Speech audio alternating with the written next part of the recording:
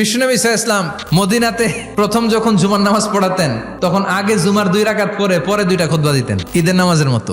বিশ্বনবী আগে 2 রাকাত নামাজ পড়িয়ে খুতবা দিচ্ছেন, তখন মদিনায় দুর্ভিক্ষ, খাবার দাবার নাই। 1 মাস আগে দিহিয়াতুল কালবি আল আনসারী নামক এক সাহাবীকে দিয়ে শাম দেশ থেকে কাফেলা পাঠিয়েছেন খাবারের দ্রব্যাদি আনার জন্য, পণ্য আনার জন্য। 1 মাস পরে খাবারের পণ্য নিয়ে কাফেলা ফিরে এসেছে জুমার টাইমে। আর তখন নিয়ম ছিল কোন শহরে কাফেলা ঢুকলে তারা তবলা বাজাতো। বিশ্বনবী সহ সব সাহাবারা বুঝতে পেরেছে ওই কাফেলা খাবারের পণ্য নিয়ে মদিনার মধ্যে ঢুকেছে।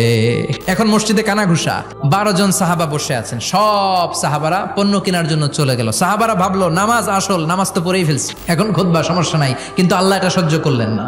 এজন্য সাহাবাদেরকে ধমক দিয়ে আমাদের চোখে আঙ্গুল দিয়ে আল্লাহ আয়াত নাজিল করলেন, ও নবী আপনি বলে দেন আমার কাছে এত বিশাল ধনভাণ্ডার আছে, সবার যত চাহিদা যত কামনা আছে সব যদি দিয়ে দেয় আমার ধনভাণ্ডারের 1 ইঞ্চিও কমবে না।